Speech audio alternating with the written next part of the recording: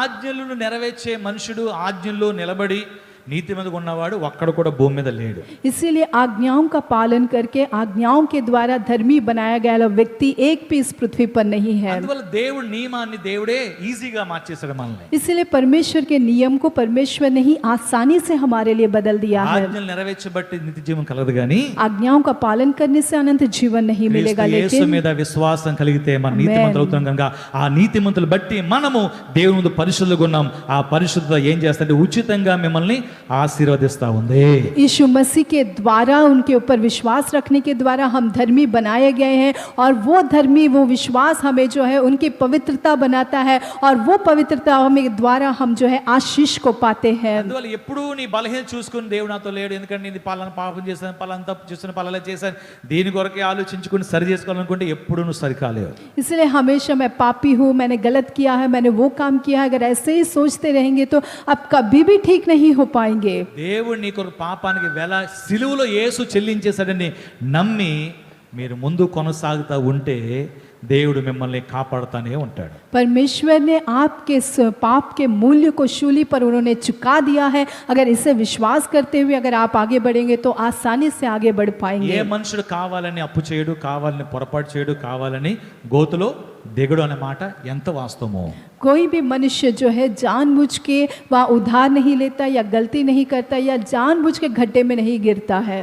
అంతే వాస్తవం. అతడికి మేలు కలగాలి, లాభం కలగాలి, దీవెన కలగాలి, నాకు దేవుని క్షేమం రావాలని కోరుకుంటాడు ఆ వ్యక్తి, అది కూడా అంతే వాస్తవం. और ये भी इतना ही सच है कि वो व्यक्ति मेरे लिए भलाई होना है, मुझे आशीष पाना है, मेरे लिए सब कुछ बहुत अच्छा होना है, वो चाहता है। కానీ ఏ పరిస్థితిలో ఉన్నారో అనే విషయం మీద ఎక్కువ ధ్యానం చేసే కంటే कौन सी परिस्थिति में उसके ऊपर ज्यादा मन लगाने से अच्छा है। పరిస్థితిలో ఉంటూనే దేవుడికి తెలుసా నువ్వు కూడా ఎరిగి అప్పుడు కూడా నమ్మకం చూడు, అద్భుతాన్ని చూస్తావు.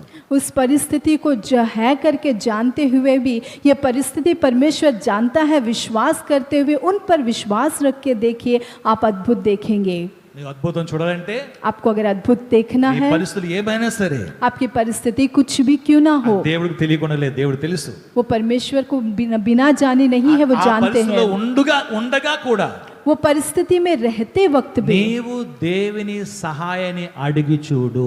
तू परमेश्वर की सहायता को मांग के देख। నీ జీవితాన్ని సరి చేసుకోవడం ట్రై చేయొద్దు, तेरे जीवन को ठीक करने का प्रयत्न मत कर, అది ఆయన చేస్తాడు. ఆయన वो तो वो करेगा, ఆయన మారుస్తాడు, वो तुझे అది बदलेगा, ఆయన పని, అది वो उनका काम है। నీవు लेकिन तुझे ఆ సమయంలో उस समय నీ पर జీవితాన్ని బాగు చేసుకునేది కంటే अपने जीवन को ठीक करने से भी నువ్వు బాగు बेहतर, చేసుకోలేవు. तू अपने आप ठीक नहीं कर అందువలన सकता, इसलिए ప్రభువా నాకు నువ్వు సహాయం చేయి. तू मेरी सहायता कर प्रभु ఆ कहना है। నిజమైన మనస్సాక్షితో ఒరిజినల్ గా ఆయన దగ్గరికి వస్తే ఆ As- బలహీనతోని, ఆ పాపంతోని, ఆ సమస్యలతోని, ఆ అప్పులతోని, ఆ బాధలతోని వస్తే దేవుని సహాయం అడుగు చూడు, నీకు ఆయన సహాయము అనుగ్రహించబడతాది.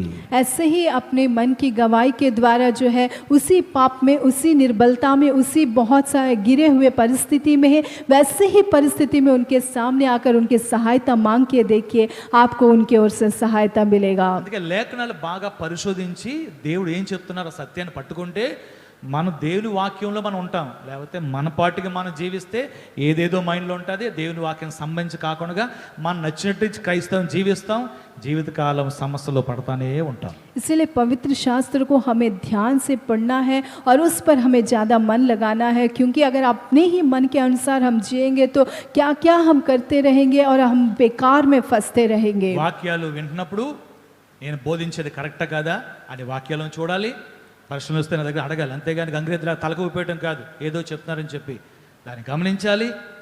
తర్వాత ప్రశ్న ఉంటే అడగాలి, బైబిల్ గ్రంథంలో నుంచి దాన్ని వెదికి చూడాలి. ఎందుకంటే దేవుని యొక్క సత్యం, విమోచించే సత్యము, ఆ నిజమైన వాక్కును మనకి బోధించబడుతున్నప్పుడు, మనం వాటిని స్వీకరించినప్పుడు, మన జీవితంలో మార్పు కలిగే సత్యాలు ప్రకటించబడుతున్నప్పుడు దాన్ని నమ్మితేనే మీకు అద్భుతాలు జరుగుతాయి. इसीलिए जब मैं प्रचार करता हूँ तो उस वचन को आप जांचना है, उसे आप ध्यान देना है, और कोई अगर कुछ प्रश्न आते हैं तो उस प्रश्नों को मुझसे पूछना है, क्योंकि परमेश्वर का वचन ही है जो हमारे जीवन को बांधता है, हमें चलाता है। ప్రశ్న ఎవరైనా అడిగితే నాకు సంతోషం.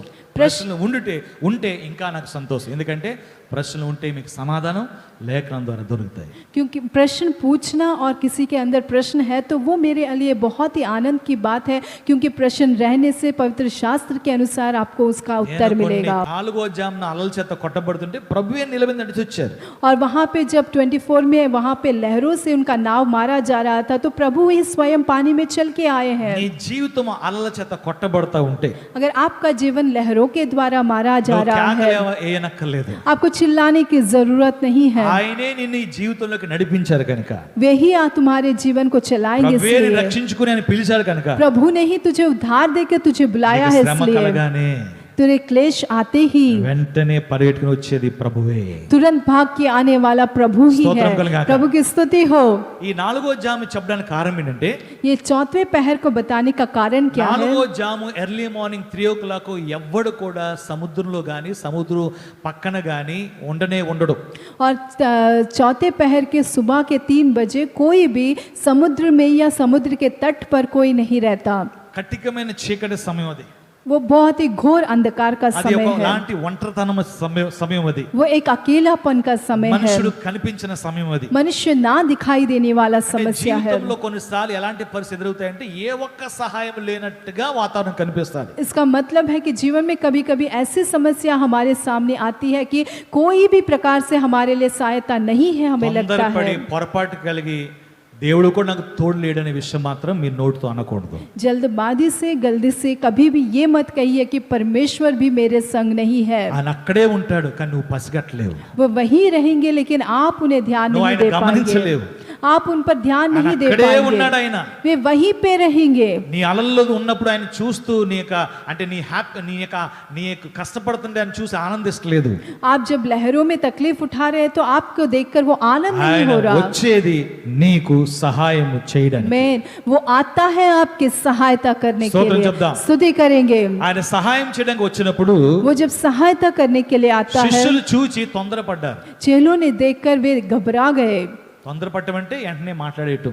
घबरा जाने का मतलब तुरंत बात कर देना. ఇంకా ఎక్కువ మాట్లాడితే ఏమొచ్చింది నోటంట, దెయ్యం అని వచ్చింది. और ज्यादा बात करने से उनके मुंह से क्या आया कि वो भूत है. ఇంకా కొంచెంసేపు ఏమైపోయింది, దెయ్యం అన్నది కనుక భయం ఎలాగ అక్కడ ఉంటుంది.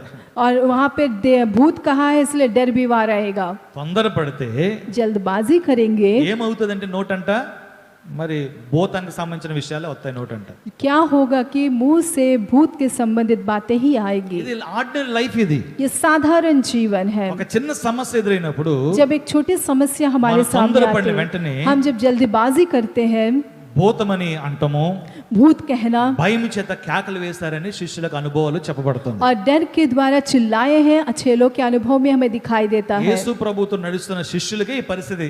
यीशु मसीह के साथ चलने वाले चेलों का ही ये परिस्थिति సో है. ఎందుకు అలా జరిగింది? क्यों ऐसे हुआ? ఎందుకు జరిగింది? వారి హృదయాల్లో ఏం లేదంటే దేవుని లేఖనాలు లేవు. क्यों ऐसे हुआ? क्योंकि उनके हृदय में परमेश्वर का वचन नहीं था. వాళ్ళకి ధైర్యం సరిపోవట్లేదు. उनको धैर्य काफी नहीं था. వారు భయపడిపోయారు. वे डर रहे थे. అకస్మాత్తుగా రాత్రి కాలం ఒక వ్యక్తి నీటి మీద నడిచి వచ్చేస్తుంటే अचानक रात के समय पानी में एक व्यक्ति जब चल के आ रहा था, అండి దయ్యం అనేది ఏ ఆకారం ఎదుగు రాదు. भूत जो है एक आकार में आपके पास नहीं आता. మీ ఖాళీ మైండ్ ఒక భూతం. ఖాళీ మైండ్ ఒక భూతం. आपका खाली मन ही एक भूत है. ఎవరికైతే పని పాట ఉండకుండా ఊరికే కూర్చొని ఆలోచిస్తూ ఉంటారో వాళ్ళు భూతం తప్ప ఇంకెవరు ఉండరు వాళ్ళు.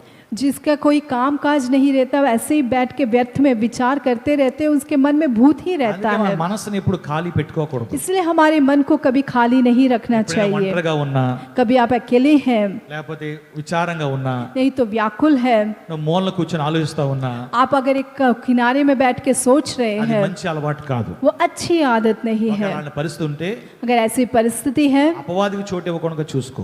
शैतान को जगह ना देते हुए आप अपने నీ आप को మైండ్ ని బిజీ देखिए. చేసుకో. आपके मन को बिजी करिए. ఒంటరిగా ఉంటే అనేక ఆలోచనలు వస్తాయి. अकेले रहेंगे बहुत सारे विचार ఆలోచన आएंगे. ఎటు తీసుకెళ్తాయంటే భూతం వైపుకి తీసుకెళ్తాయి. और वो विचार किस तरफ लेके जाएंगे? भूत की ओर भय लेके लोग जाएंगे, తీసుకెళ్తా है. डर में लेके जाएंगे కేకలోకి తీసుకెళ్తాయి. और चिल्लाहट में लेके ఎందుకంటే जाएंगे, కటిక చీకటి. क्योंकि वो घोर अंधकार है. కటిక చీకటి. वो घोर अंधकार है. సర్వసాధారణంగా అందరూ ఏమనుకుంటారంటే सर्वसाधारण से सब क्या सोचते రాత్రి हैं? 12 గంటల తర్వాత కరెంట్ గా వెళ్ళిపోతే अगर रात को 12 बजे के बाद करंट चले ले जाता है। కిచెన్లోకి వెళ్ళి మ్యాచ్ బాక్స్ లేదా క్యాండిల్ లేదా సెల్ వెతుక్కోవడానికి కూడా ఏదైనా కలిసి అమ్మా ఇది వచ్చేసింది అంటారు. किचन में जाके मैच बॉक्स या सेल किसको भी ढूंढने के लिए अगर कुछ लग जाता है तो डर जाते हैं। చీకటి అంటేనే ఎవరు కనిపిస్తారు? దెయ్యమే అంట. अंधेरा सोचते ही कहाँ क्या दिखाई देता है? भूत दिखाई देता है। అసలు ఎందుకు దెయ్యం వస్తుంది నాకు అర్థం కాదు. దెయ్యం ఏమి ఇంట్లో ఉంటుందా? రోజు గెస్ట్ గా వస్తూ ఉంటుందా? क्यों? రెడీగా ఉందా దెయ్యం? నాకు అర్థం కాలేదు, ఇప్పటికీ అర్థం కాలేదు. లైట్ వెళ్ళిపోతే ఫస్ట్ వచ్చే దెయ్యం ఎందుకు వస్తుందంటానే నాకు అది అర్థం కాలేదు. ఈ రోజుకి అర్థం అంటే ప్రతి ఇంట్లో డోర్ పక్కనే ఉంటుందేమో. కరెంట్ వెళ్ళిపోగానే ఇంట్లోకి వెళ్తాను నేను, అప్పుడు వచ్చి భయపెట్టేస్తాను. అరే కాకుస్ రావచ్చు, బల్లి రావచ్చు, ఇంట్లో ఏదైనా సామాన్ పడిపోవచ్చు, నీ చేయి తగిలి పడవచ్చు. అమ్మా అందరికీ భయం ఏంటంటే వాళ్ళు నమ్మేది ఏంటంటే అంధకారం అంటే భూతం తప్ప ఎవరు వస్తారు అనేదే మనం. అయితే దేవుని బట్టి చెప్తాను, అంధకారంలో భూతం రాదు కానీ అంధకారంలో యేసు తప్ప ఇంకెవరు రారు. దేవునికి స్తోత్రం. అది మీకు చెప్పాలనుకుంటున్నాను నేను. परमेश्वर के लोगों, मैं आपसे ये कहना चाहता हूँ कि अंधेरे में भूत नहीं लेकिन परमेश्वर आपके पास आएगा।